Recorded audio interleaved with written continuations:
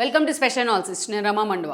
ఈరోజు అనాలిసిస్లో భాగంగా మనం తీసుకోబోతున్న కాన్స్టిట్యున్సీ ఏదంటే, కాన్స్టిట్యున్సీని కాదు, ఇక్కడ ప్రత్యేకంగా బుట్ట రేణుకానే. బుట్ట రేణుక గతంలో కర్నూలు ఎంపీగా ఉన్నారు ఆవిడ.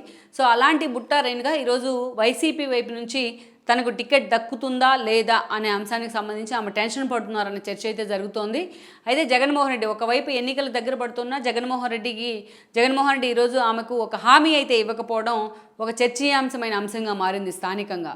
అయితే ఇక్కడ బుట్ట రేణుక చేసిన ఒక స్వయంకృతాపరాధమే. ఆమె తన టికెట్ విషయంలో కావచ్చు, తన రాజకీయ భవిష్యత్తు విషయంలో కావచ్చు, ఆమె వేసిన తప్పుడు అడుగులే ఈరోజు కర్నూలు జిల్లాలో ఆమెకు ఒక సెట్ బ్యాక్ కాబోతున్నాయి. వైఎస్ఆర్సీపీ వైపు నుంచి టికెట్ లభించదు అని నాకు అంచనాలు రావడానికి కూడా ఆమె వేసిన ఒక ఏదైతే రాంగ్ స్టెప్స్ కానీ, ఒక స్వయంకృతాపరాధం కానీ కారణమని కూడా అంచనాలు అయితే వస్తున్నాయి.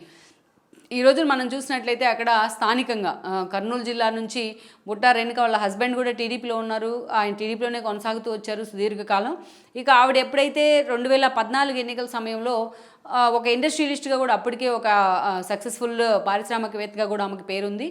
ఆమె అటు అర్ధబలం అయితే పుష్కలంగా ఉంది. అలాంటి బుట్ట రేణుకాని ఒక చరిష్మాటిక్ లీడర్గా వైఎస్ఆర్సీపీ ప్రమోట్ చేసే ప్రయత్నం చేసింది 2014 ఎన్నికల్లో. మనం చూసుకుంటే మెరిడియన్ స్కూల్స్, హైదరాబాద్లో పరిధిలో ఉన్న మెరిడియన్ స్కూల్స్ అధినేతగా బుట్ట రేణుకాకు పేరుంది. అండ్ దెన్ వరుణ్ మోటార్స్ ఓనర్గా కూడా ఆమెకి పేరుంది. ఇలా అనేక రకాలుగా బుట్ట రేణుక ఒక సక్సెస్ఫుల్ మహిళా పారిశ్రామికవేత్తగా, ఎంటర్ప్రెన్యూర్గా కూడా పేరు తెచ్చుకుంది. అలాంటి బుట్ట రేణుకను జగన్మోహన్ రెడ్డి 2014లో పార్టీలోకి తీసుకొచ్చే ప్రయత్నం చేశారు. కర్నూలు ఎంపీ టికెట్ అనౌన్స్ చేశారు ఆమె వచ్చి రావడంతోనే. అనేక మంది సీనియర్లు వైఎస్ఆర్సీపీ నుంచి ఆ రోజు రేస్లో ఉన్నా బట్ బుట్ట రేణుక వైపు మాత్రమే జగన్మోహన్ రెడ్డి మొగ్గు చూపారు.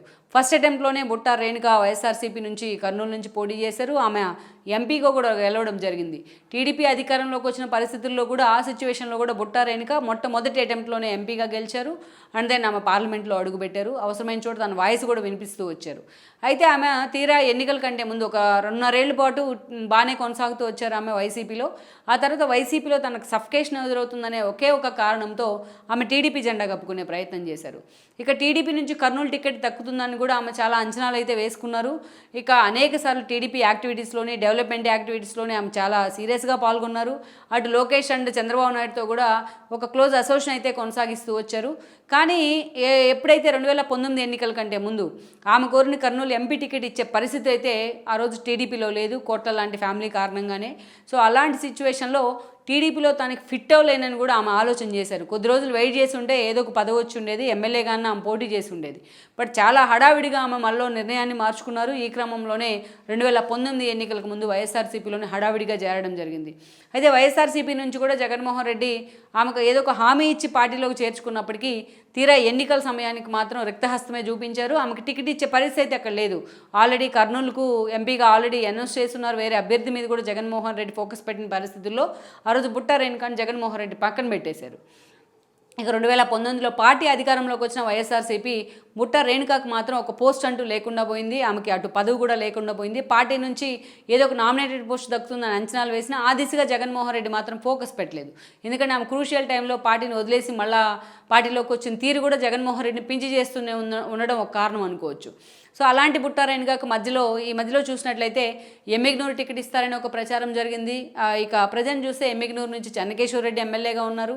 ఈసారి ఎన్నికల్లో ఆయన తాను పోటీ చేయను, అనారోగ్య కారణాల రీత్యా, వయసు రీత్యా తన కొడుకుని అక్కడి నుంచి, జగన్మోహన్ రెడ్డి ఆయన కొడుకు పేరు కూడా, అక్కడి నుంచి పోటీలో ఉంచాలనే అంచనాతో ఉన్నారు. జగన్మోహన్ రెడ్డి కూడా అదే స్థాయిలో ఆయన మీద ఫోకస్ పెట్టారు కూడా.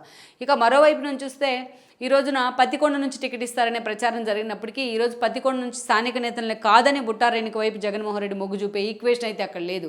సో ఇక అటు టీడీపీ నుంచి చూసినా ఈరోజు ఎమ్మిగనూరు నుంచి జయనాగేశ్వర రెడ్డి ఉంటే, ఇటు పత్తికొండ లాంటి చోటు నుంచి కేఈ ఫ్యామిలీ చాలా స్ట్రాంగ్గా ఉంది. సో అలా ఇక టీడీపీ అధికారంలోకి వస్తున్న అంచనాలతో పూర్తి స్థాయిలో టీడీపీ శ్రేణులన్నీ చాలా ఉత్సాహంగా అక్కడ పనిచేస్తూ ఉన్నాయి.